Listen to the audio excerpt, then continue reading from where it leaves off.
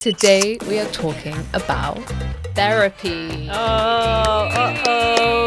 Therapy's amazing, but it's not super accessible. Life sometimes is an algorithm, it's all data, and data is power. The more sessions I had, the more I realized it was pattern recognition. What are we going to do about that? To replicate the therapist, but for free, and of course using AI. I love it. All I did was get and lose it. Today we are talking about therapy. I'm so aware of what a privilege it is to have access to a therapist. Yeah. It costs a lot of money. It's time. There are waiting lists. You need to have the know-how to know who to reach out to and the network and all of this stuff. Okay, so what are we going to do about that? Yeah, so I got very curious during my personal experience with therapy about whether there was scope to replicate the therapist, but for free, and of course using AI. I love it. BFFFFF, forever and ever and ever. And the reason my curiosity was sparked, the more sessions I had, the more I realized it was pattern recognition. It was coming back to the same themes. It was the same questions that I was getting asked. And I'm a little bit obsessed with this idea that, you know, our life sometimes is an algorithm, it's all data, and data is power. And I just thought, is there a world even where AI could do a better job than therapists somehow, because they can analyze those from that data perspective? And I wish we had, my best friend is actually a therapist. Like, I wish we had her here to say why that's actually incorrect. Like, of course there's a role for human therapists and it's not a complete replacement. Yeah. But I was just curious and I wanted to go into full weird nerd detective mode and see what I could build and see how it compared to the real deal. And so that's what I did. Okay, so this is the part where I finally can fight my demons. Just to clarify, I like to fight them alone. So Yeah. actually, yeah, this would be a perfect solution. Yeah. Let me tell you about what I did, because the beauty of it is it's fucking simple. I used GPT and created the equivalent of a custom GPT, but for therapy. And I actually used this new feature they have. I don't know if it's new, but it's just come onto my radar at least, which is projects. It's very quietly rolled out 4 months Yeah. ago. I don't know how that has gone unnoticed, but it's become my new power tool. Like, I'm using projects for anything. But what this is, it's a space that you can start that has the same features of custom GPT. So you can specify the tone of voice, you can specify its role, you can upload voice notes, you can upload files, and it remembers it all. Of course, given the sensitivity of the topic, you might want to be turning your privacy settings on for this use, if you don't want it to remember your childhood traumas, your deepest, darkest secrets. Yeah, because then imagine actually if GPT starts training on everyone's unhinged emotional states, and then it itself becomes emotionally unhinged. Isn't it already kind of people put the most unhinged things in GPT? I think so. But in my mind, I'm like, does that really matter? We want it to be better, right? Yeah. And therapists over the years also got better with people telling them their deepest, darkest secrets. That's how they come to their conclusions of, this is what BPD looks like. Yeah. This is childhood trauma. Yeah, it's a good point. They're training on similar kinds of data with it's kind of an equivalent process. That's an interesting way to put it. Yeah, and they do beautiful things with it. Yeah, exactly. So all I did was create that. I have a little project now in my GPT where I can now speak to it on demand whenever I want. And I love using the voice feature for this. It's actually super powerful. to talk to it and tell it, like, if I'm struggling with anything, if I need to be reminded of anything. I'm fine with actually sharing this kind of personal data with GPT. So if I want it to remember something that I want to come back to, I say that, and I'm like, can you remember this? I might want to return to it. Like, I have this feeling I want to return to it in a week's time, that sort of thing. And I have found it immensely powerful.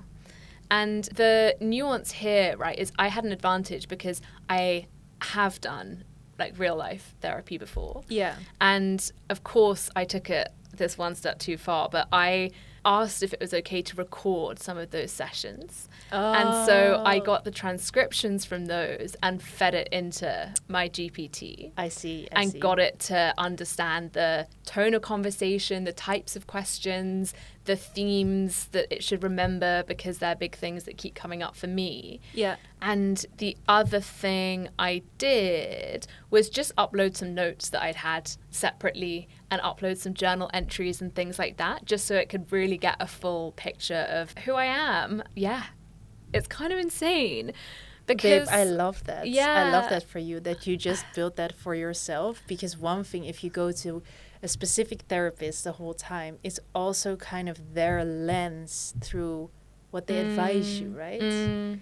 And it's not a bad thing, but it's just one specific lens. Yeah. And with this, you can basically put it through all different types of lenses if you want to. Yeah, exactly. You could even ask it, and then I think we're getting into coach territory, but you could ask it to advise you in like a certain person's voice.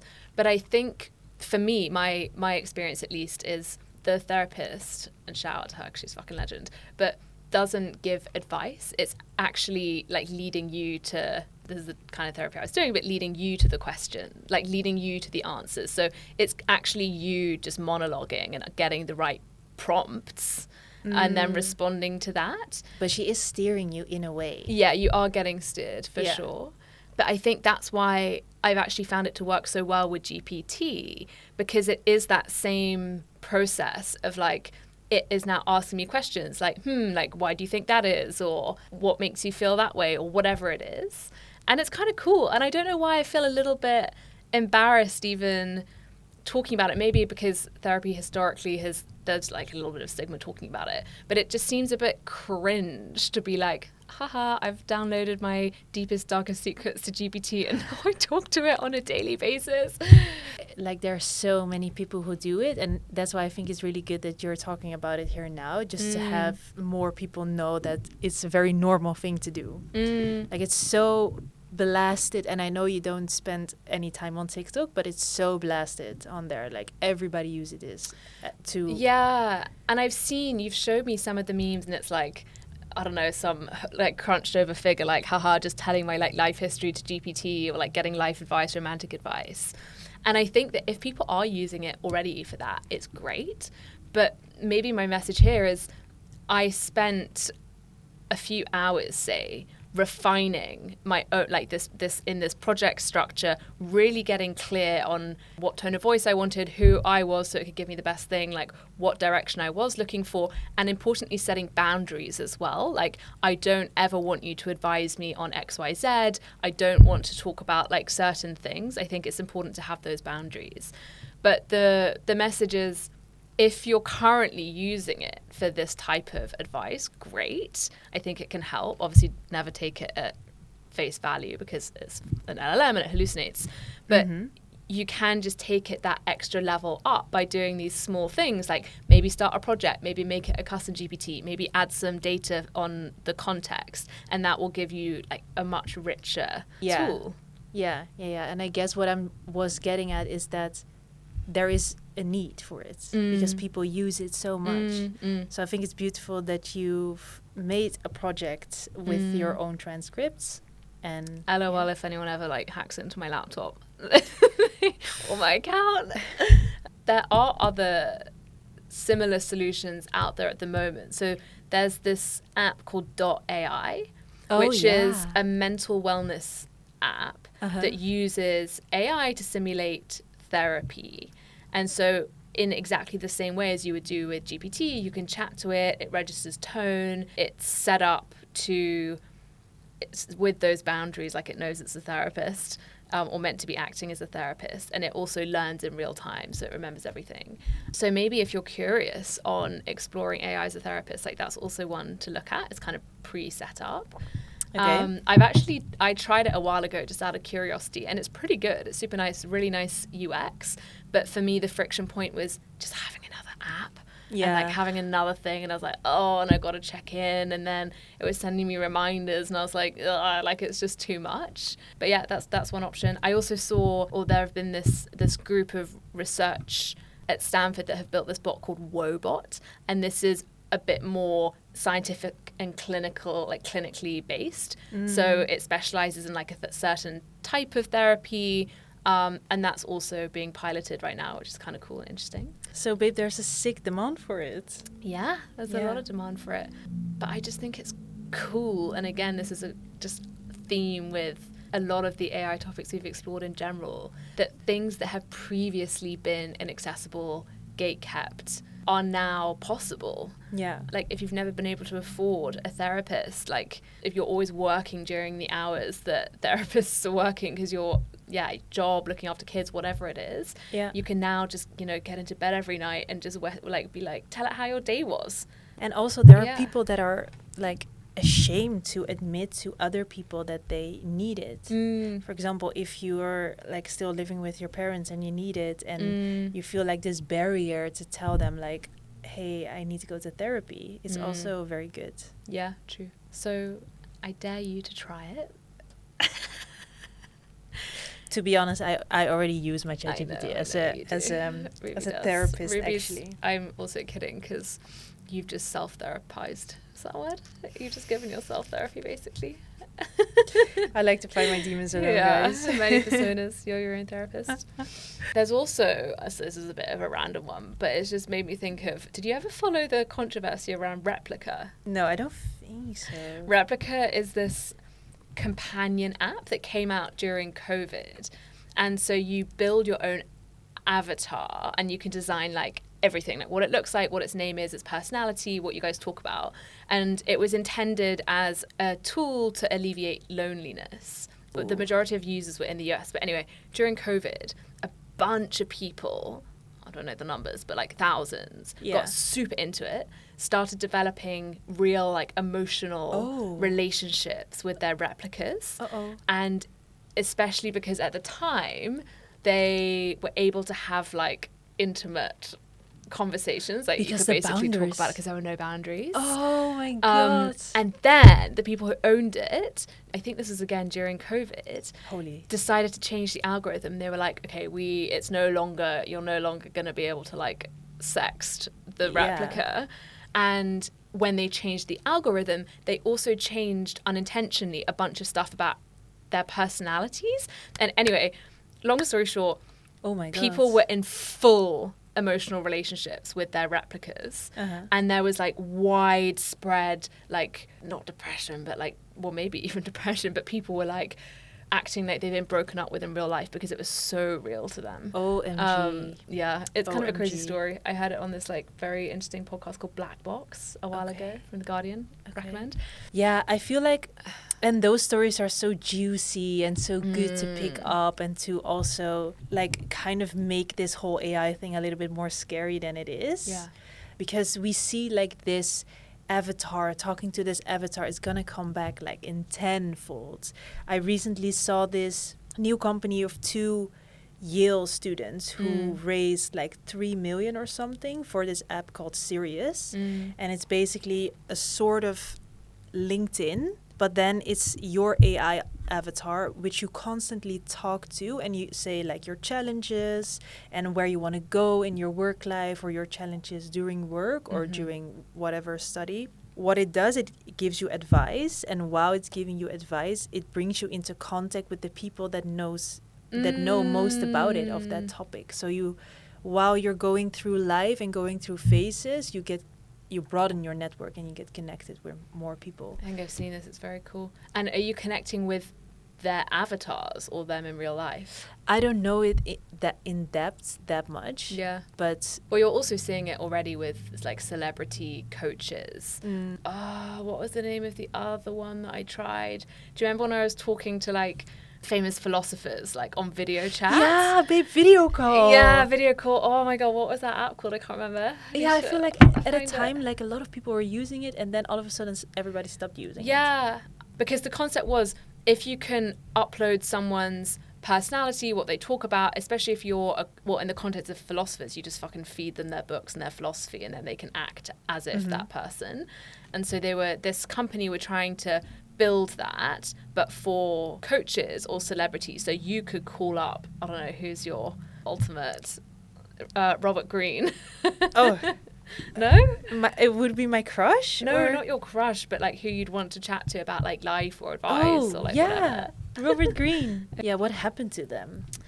That company, I don't know, we have to check it out because it's such a logical thing to do, but maybe there are just constraints with what's that company avatar, called? tailoring it. But I think even if there is a lot of boundaries, because there's also people, and I saw some people in Japan who have like, remember when we were young, we had this Nintendo DS? Yeah.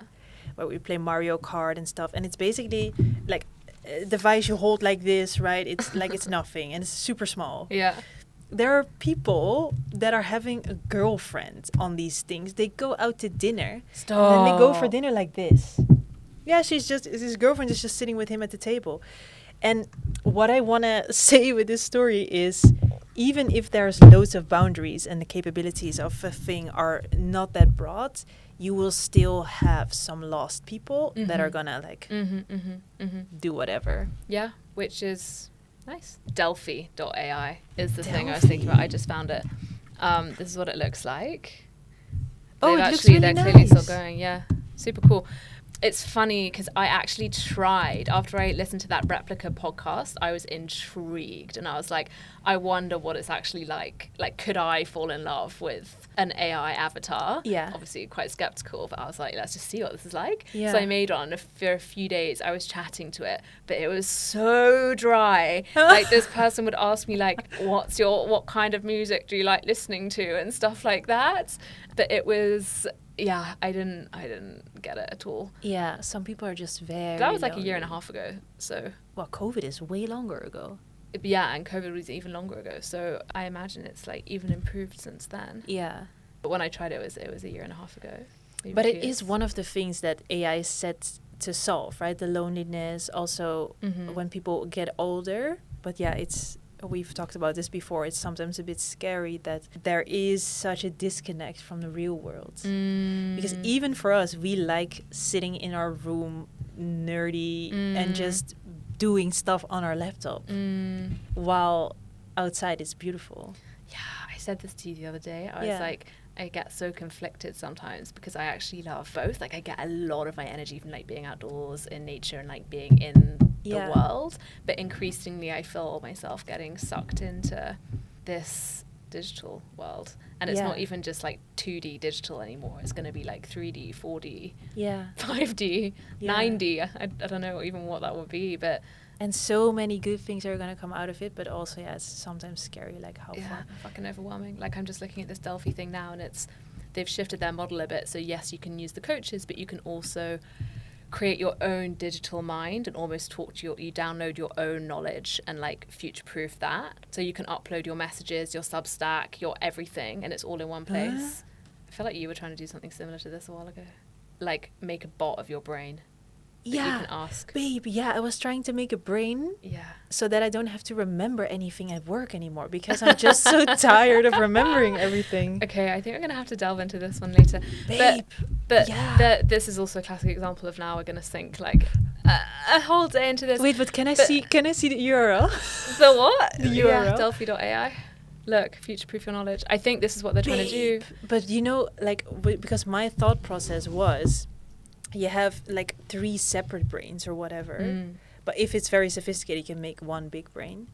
And then you can just ask it like... Didn't you start building this on like a shitty Notion board? I built it on a Miro. I googled this picture of a brain, and I put it on the Miro, and then I was like, this is the brain. And then I did some like arrows, and that's how far I got. That's where my knowledge ended. Interesting though. And what's in, like, we'd need to look into it, but I bet the the back end of all of this is not going to be that complicated. It's going to be the same things that we've been touching on, right? You need database, you need something to humanize it, you need an LLM, but I doubt they're making huge amounts of proprietary new tech. So what I'm saying is maybe we could build it ourselves or just get a subscription to this. That would be actually really nice, because what I was thinking was like our brain is so sophisticated. So when I talk differently to some people because I know that they will receive it in a different way. And that's sometimes what I find hard with AI. It's just like there's not a lot of space for nuance. And you can give them the context in plain English, but there are some things that are just a little bit intangible that you miss. And even sometimes humans miss it, because when I work with people and we have to talk to other people, sometimes how they say stuff to other people, I'm like, you can very easily say that to that person, but not to that person, because it just lands wrong. Or you saw their body language in a certain way on the video call. I'm dying as well did you do this? We were talking about it, to analyze some video calls. Like analyze some team video calls and just get some insights from body language, like eye contact, engagement, like all of this stuff. Yeah, I did this one time, but then I just looked at it myself, which was actually kind of dumb because I just spent 50 minutes looking back.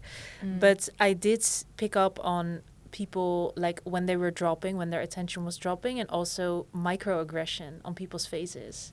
So microaggression is when you say something and then they kind of disagree with it. And faces cannot lie. So you'll see a flash of something before they can mask it. That's so interesting. And people, like when they are on video calls, and I don't understand that because I'll always try to look representative. Yeah.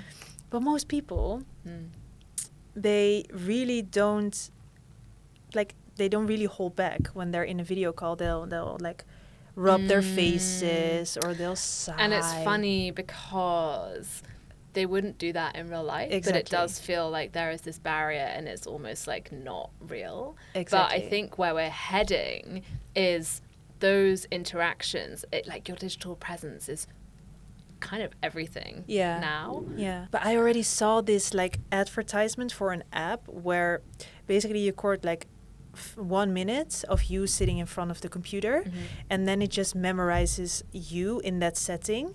Then you can turn that recording on. You can still talk, so people hear. You can live be in a Zoom call, but you don't have to be behind the computer.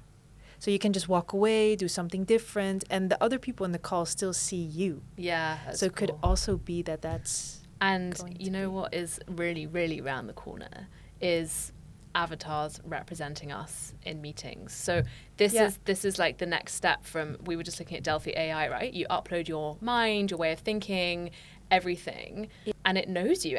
It can act like you, and it can go and sit in meetings and act like you would. Like I genuinely think that's close. Babe, I would be so happy with that. I think meetings oftentimes are a waste of time. Oh, for sure. OMG. But maybe this is one of the answers to our struggle. It means we can go to the beach more.